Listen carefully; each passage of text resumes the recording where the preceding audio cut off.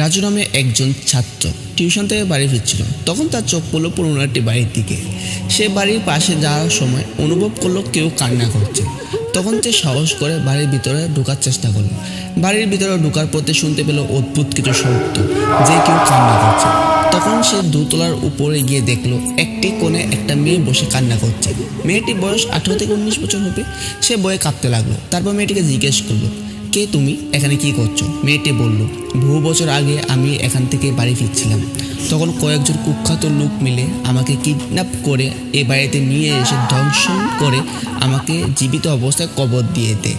তারপর রাজু ভয়ে কাঁপতে লাগলো। রাজু ভয়ে কাঁপতে কাঁপতে বেরোয়ার চেষ্টা করলো, কিন্তু বেরোতে পারলো না। তারপর মেয়েটি সামনে এসে বলল, এই বাড়ি অভিশপ্ত বাড়ি, এখন তোমাকেও মরতে হবে। তারপর রাজুর মৃতদেহ 3 দিন পর ওই কবরের পাশে থাকা গাছটির উপর পাওয়া গেল। তো কলকাতা থেকে দীপঙ্কর পাঠিয়েছে, কেমন লেগেছে বলবে।